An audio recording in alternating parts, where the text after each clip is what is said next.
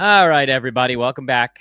Welcome back. Yes, welcome back into my childhood formative bedroom. This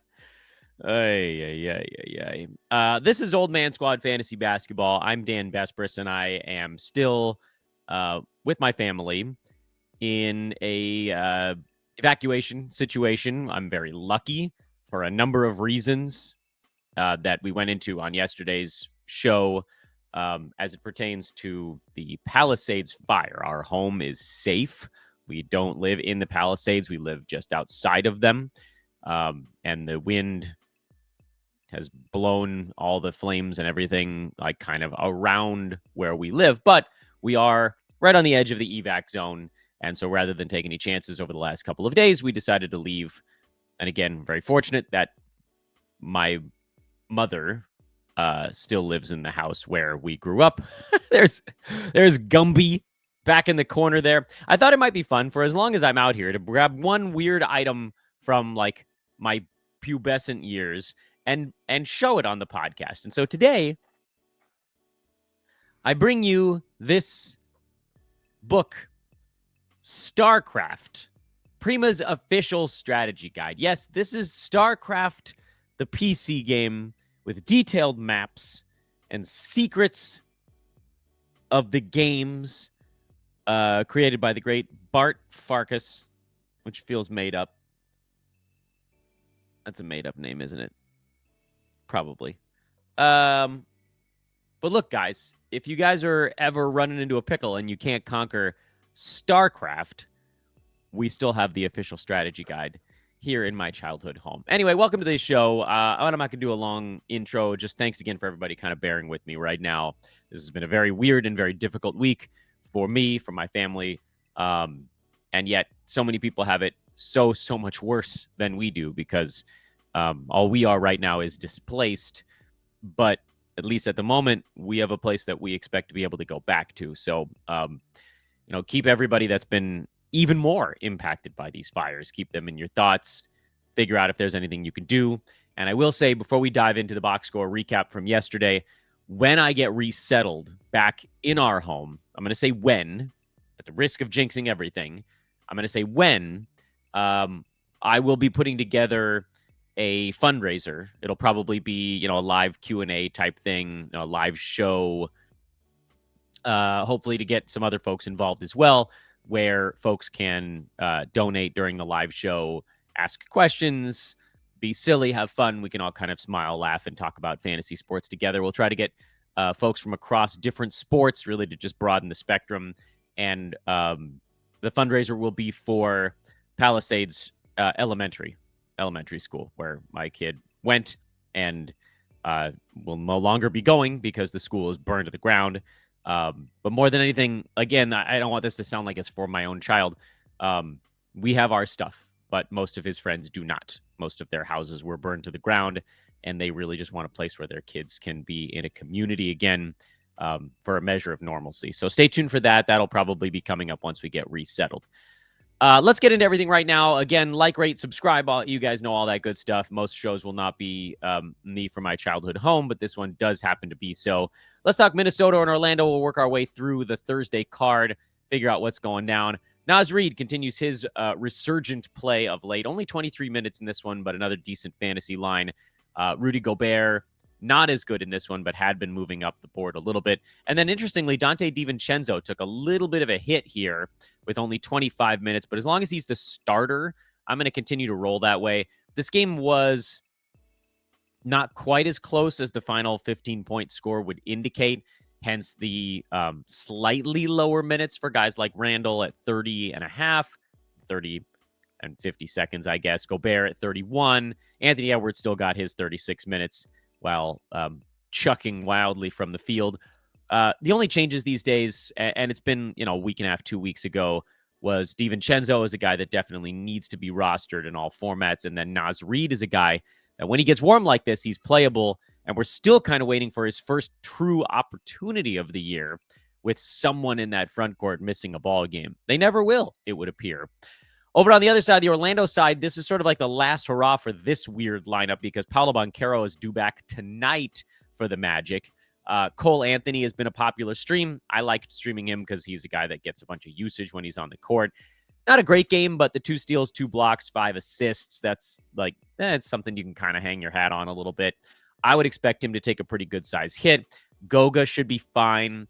KCP is going to be borderline, and we don't have a time stamp yet on how many minutes Paolo is going to get in his return from this oblique injury. I'm assuming it's not going to be a ton, but something in the 20s feels very attainable. Is that enough to completely knock Cole Anthony off? Hard to say, but I don't think that I would have the gusto to give it a go. And folks, BetOnline continues to be the world's most trusted betting platform and your number one source for online betting in 2025. And by the way, that's why I would probably only play Goga Batadze for the Magic's next game. Not even Paolo if you're in a games cap format. Obviously, other places you don't have a choice. Anyway, whether you're a seasoned fan or a first-time bettor, BetOnline is your ultimate game day companion. They got the largest selection of odds from everything from football to the NBA, college basketball, NHL, and UFC. BetOnline is your number one sports betting source for this new year. From touchdowns to three-pointers and hat tricks, BetOnline has you covered on every game, every play, and every win. That's the favorite part. BetOnline, the game starts here. Golden State beat Detroit on the road with no Steph. Steph was in this ball game. And then no Wiggins. Schroeder was in. There were like 9 guys that were questionable for the Warriors. Sorry, my eyes are rattling inside of my head. And now the thought is that Steph might miss the next one with Golden State on part of a back-to-back. They're in Indiana tonight.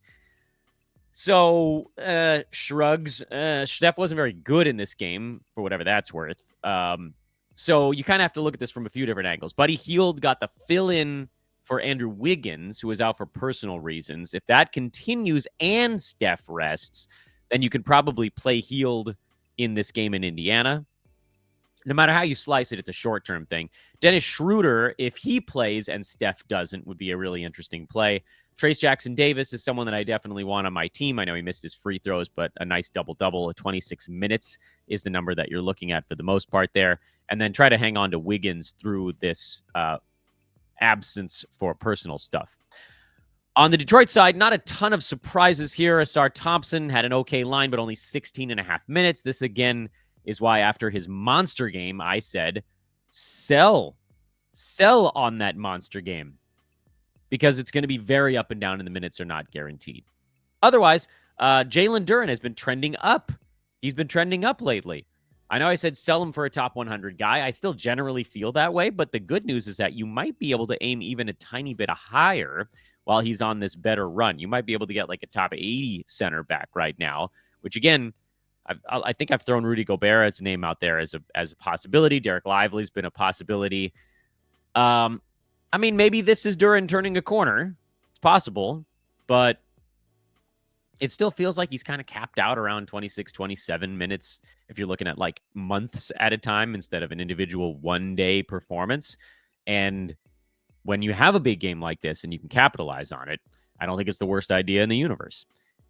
Cade continues to play very well. Tobias Harris, what are you doing, man? How do you take 8 shots and let Malik Beasley take 21? Grumble, sigh, whatever noise you want to make there. Beasley definitely needs to be rostered. Dude's taking 21 shots a game. And there was no Tim Hardaway in this one, so that also kind of opened things up a little bit even more. Not that Beasley needed more reason to chuck, because Jaden Ivey's out, and he's a guy I think needs to be on rosters regardless. But if Tim Hardaway Jr. is out as well, then you get this. Chuck City, man. That is Chuck City. Toronto lost at Cleveland. This game ended up closer than expected, mostly because Chris Boucher went nuts with 23 off the bench. But yeah, you're not going to do much with that because we know with Boucher, it's one game out of every 5 or 6. Jakob Poeltl was solid, missed his free throws, but otherwise good. Scotty Barnes was pretty good. RJ Barrett was decent enough. That's a solid game for him. Again, anytime he's not tanking you in either percentage, that's a good one. Emmanuel Quickly cooled off a little bit. Those are the main guys. Poeltl, Barnes, Barrett, Quickly, Barrett more points leagues or punt build type of dudes. No changes there. And as expected, Grady Dick's fallen off the map. Cleveland rested Donovan Mitchell for this ball game and just did squeak by, mostly because Darius Garland was incredible. 40 points on only 22 shots. He was great.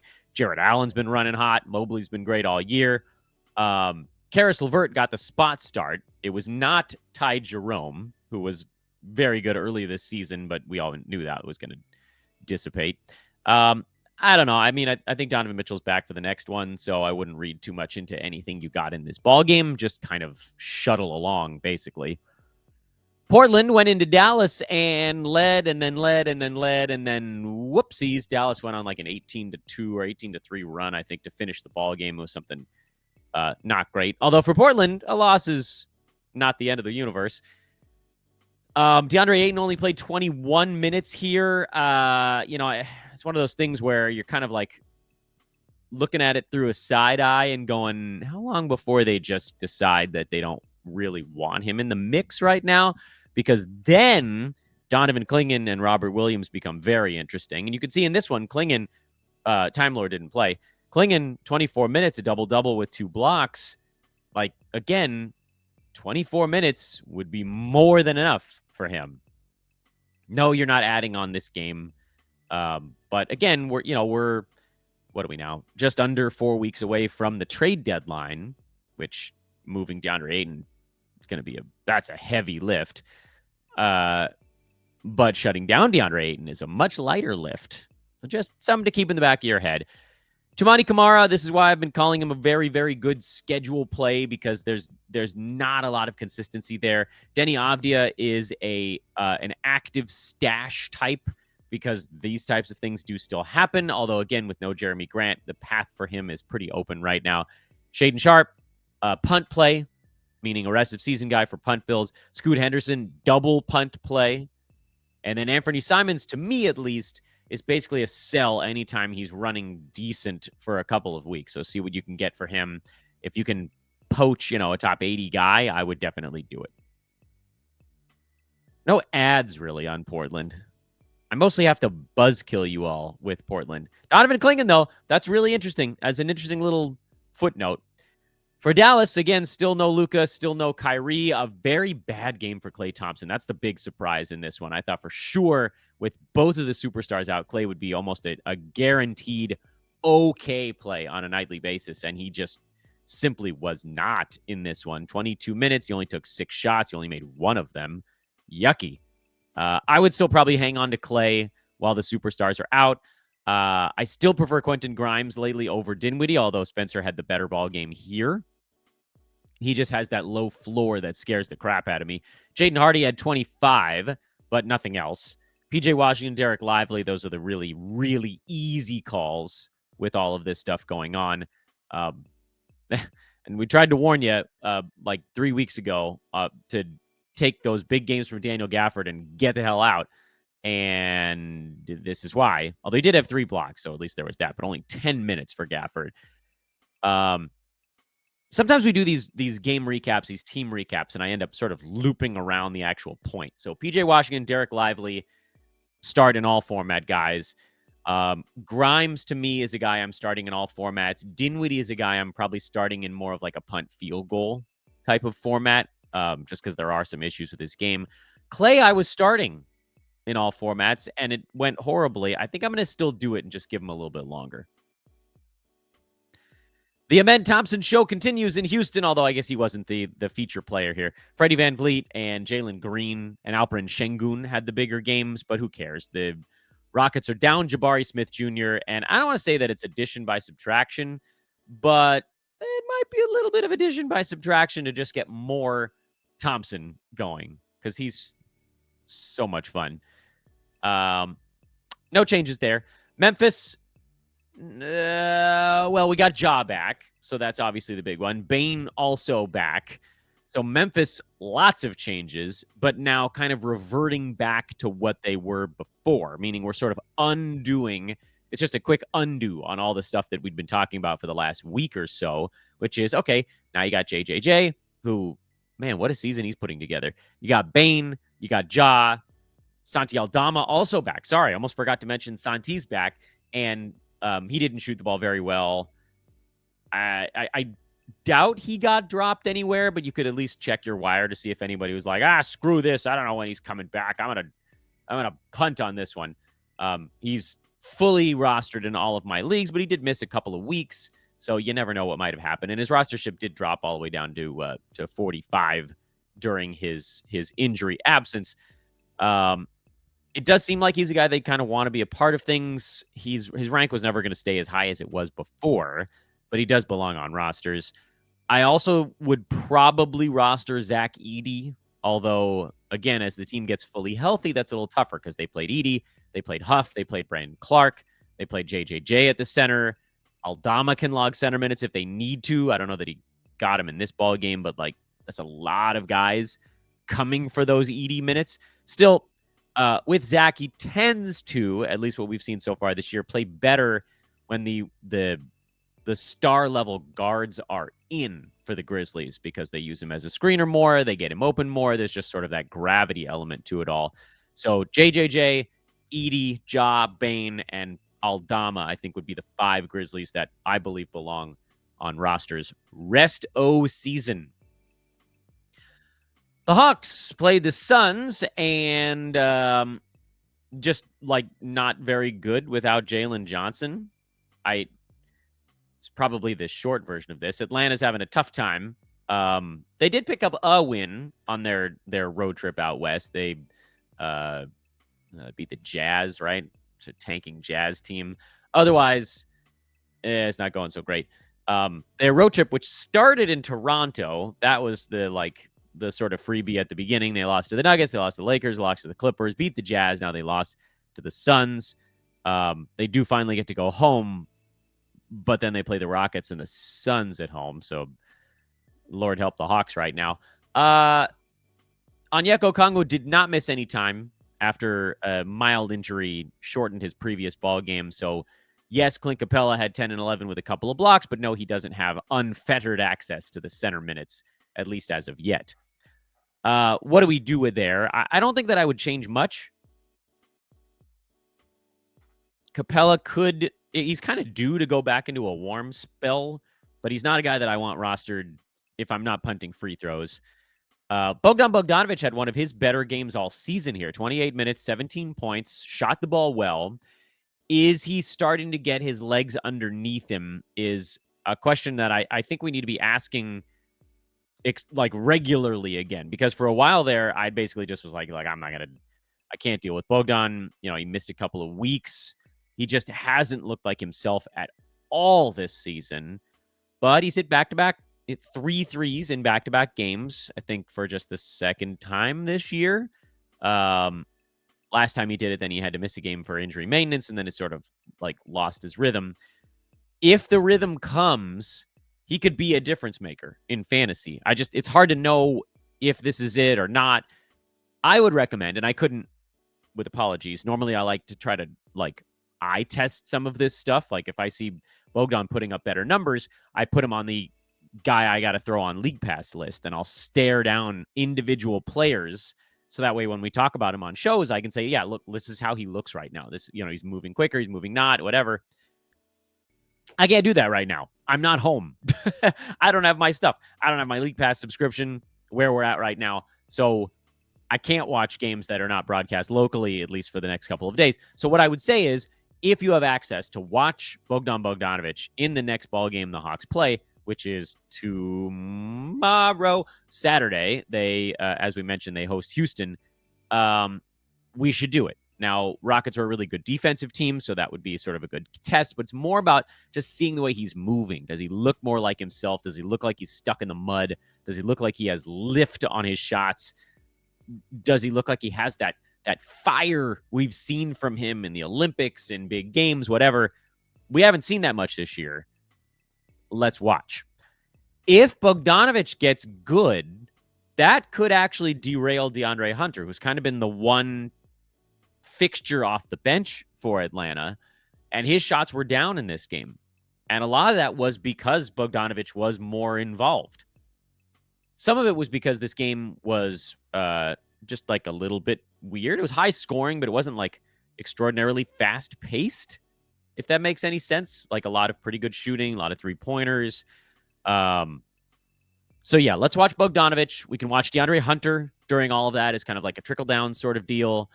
A lot of guys got kind of wonky minutes in this game. Vit Krejci, 26 minutes filling in for Jalen Johnson. Trae Young, I'm kind of surprised he didn't play more than 33 and a half minutes. And then, again, there's just like, I don't know, like Risa Shea, does he slide down? Atlanta's a weird one right now. We should be watching them tomorrow if we have access to it. Over on the Phoenix side, Tyus Jones got back up near starters minutes, so that was a good little footnote. He's at 28 and a half, and again, hold on Tyus. Grayson Allen had a really, really good shooting game, 7 out of 8 from the field with 4 of 4 foul shooting. 27 minutes was better, but I think a lot of that was a hot hand situation for him where he played over Ryan Dunn. Bradley Beal, 25 bench points. By and large, he's looked better coming off the bench. 2 of the 3 games since he's come off the pine, he's looked more comfortable. And Devin Booker, there were some quotes after the ball game. Book was talking about how, like, when you have all 3 of them in the starting lineup together, they're all sort of deferring to one another, and no one is really feeling like themselves in that moment. But now you split them up, and it's like, okay, KD and Booker in the starting 5, plenty of opportunity to split between 2 guys. Beal comes off the bench. One of those guys comes out. 2 of those guys go out. Beal can just jack away, chuck them up, get nuts. You're the guy. Go be the focal point. And it's worked out well for him. He's taking shots. He's, the steals are there. He's generally a blocks guy.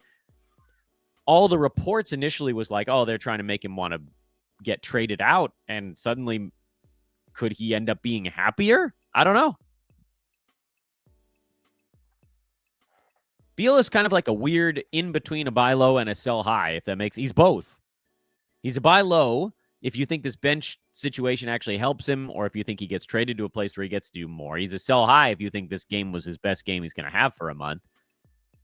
I'm a little bit more, I think, in the buy category, although, again, hard to do after a big performance. So, anyway, we rumble along. Miami took care of Utah. Again, the Jazz are in pre-tank mode right now, so no surprise there. Jaime Jaquez Jr., another good ball game. It kind of seems like he's becoming the most consistent Wheel of Madness winner. Nikola Jovic at 11, 6, and 5, which isn't a bad line. 27 minutes was okay, but it's off the bench, and he didn't shoot very well. Haywood Highsmith didn't do very much. Rozier played 33 minutes, but didn't basically do anything with it. And then Duncan Robinson did nothing in 18 minutes. So the Wheel of Madness is still spinning. However, it does feel like one name is sort of rising a little bit above the rest, and that's Jaquez. So Jaime Jaquez Jr., add him. It's probably a little bit late, and I apologize for that. Some of that is, again, because I've been displaced and we haven't been able to do extra shows, and we didn't do a recap show for 2.5 days in there. So yes, we're a little probably late to the party on that one, but he's still only like 30-ish, I think, percent rostered, meaning he's still going to be available in a lot of leagues out there. Go ahead and pick him up. If you want to use him against the games cap, you could do it. You know me, I'm a little bit nervous in wedging out a games cap situation, but they're in Portland tomorrow. That's a game where there should be some fantasy stats to go around. They're in the midst of a very long West Coast 6-game, week-and-a-half long swing, so fatigue could set in a little bit, but he just looks better right now. He looks more confident, and confidence goes a long way. Will it last forever? That we don't know. He might not be a rest of season guy, but on the chance he is, you don't want to wait any longer. As far as Utah goes, they played a better team here, so that was something. Sounds of joyful screams in the background right now. No Keontae George, still no John Collins, no Jordan Clarkson, continues. So Markkanen got 24 shots, inefficient 24 shots, but look, he's taking them. We'll take the little win there. Colin Sexton is playing a lot of point guard, not all of it, but some. So he's very much a start when there's no Clarkson and no Keontae George. Kessler's a play every day regardless. He's putting up solid numbers all season long. Isaiah Collier got the bulk of the point guard minutes in this game and did have 9 assists, but woof, that's a dice roll if you want to go down that path for Utah's next ball game. I with the way they mess with the minutes in this pre-tank, I would be very cautious about going beyond Sexton, Kessler, and Markkanen. It's kind of like the main guys. If they settle on someone, or like say, I think Clarkson's out for a couple of weeks here, but let's say Clarkson comes back before Keontae George. I hope that's not the case. Then he would probably be a guy I would trust. And, because John Collins is still out as well. It's screwy, man. Utah's trying to make sure that they've racked up enough losses early. That's the pre-tank we're talking about. They're 9-27, and you got to be down in that bottom three. You just have to, and they're not right now. The Wizards, the Raptors, the Hornets, I think all have worse record. The Pelicans, is that right? Yeah. So the Jazz are the 5th worst record in the NBA. They got to lose more. They got to lose more because the Raptors are actually kind of trying right now. So they should, at some point, probably have a slightly better record than Utah. The Hornets are also kind of sort of baby trying right now. So there's a really easy path for the Jazz to get down into that bottom three. But they got to be bad, and they got to be bad for longer than a couple of days. This is going to last a little bit. So again, the quick skim here, and I want to try to zoom out, but I need both hands to do it. So here, we can figure it out this way. So let's zoom out a little bit on this Basketball Monster page, just so you guys can, again, kind of see everything we've been talking about on YouTube. I'll zoom out, but I'll make the screen bigger. How about that? Keynotes, sort of like the big overall stuff. Hold on DiVincenzo. Hold on Naz Reid. Get ready to punt on most of your Magic fill-ins besides Goga Batadze, with Paolo Banchero coming back, although, again, minutes cap does come into play. Warriors, keep tabs on whether or not Steph, Schroeder, Wiggins, Draymond, if these guys are playing in their back-to-back in Indiana, because you might get, Schroeder himself would be a possible winner. You might get a Buddy Hield injury replacement situation. Not much going on for Detroit right now since Ivy went down. Not much going on for Toronto. Cleveland is a very easy one, so we can zip past those. Again, this is the quick recap version of the show because I just, like, when we've been gone for a couple of days, I feel like we need to double hash a few things. Avdia as a hold, definitely through the trade deadline. Donovan Clingan watch list. This is close, but I'm not going to do anything with it because, again, I don't think Ayton's going to play 21 minutes most ball games. Dallas, I still prefer Grimes right now as the fill-in guy with the superstars out. Amen Thompson time in Houston. Stars are back for Memphis, so drop most of those other guys. Atlanta, keep an eye on Bogdan Bogdanovic. He's one of the other big names we talked about today. For Phoenix, Bradley Beal is an interesting one at the moment. And then Jaime Jaquez for Miami is sort of like the other big things that we discussed on today's show. Thanks for watching, everybody. Thanks for enjoying another trip down memory lane for me here in my my childhood home. It's funny, too, because I'm looking at the background right now as I'm wrapping up the show, and I put my own face a little bit bigger on YouTube. My personal hygiene is not the greatest at the moment. But, looking behind me and seeing all this stuff that's floating around my old house, I can look in the closet over here, and there's very much one of my Little League bats over there. My mom kept everything. I'm going to scream, get Nana on the podcast here one of these days. Should we get Nana on a show? Probably. Nana Evie's ready to go. The hope, here's the sort of quick update on everything fire related. The hope is that we can get home very soon. It does seem like the eastern edge, more than the western edge of the Palisades fire, is largely in check. They do have some measure of containment on it. I'm going to be trying to talk my family into going home today. We'll see who actually wins that discussion. And if we do, not that things are about to get normal, because now we're going into a weekend and I have no idea where my children stand with school stuff. So it's going to be weird, at least for another couple of days. But if we could just get back to our own surroundings where, the kids have their toys and they have their comfort level and the sleep will be normal and we'll get my backdrop back, then hopefully we'll be able to get you guys more of what you're used to in what I try to do every day with one or often two shows and a lot of social media stuff, which again has been heavily curtailed by this fire situation the last few days.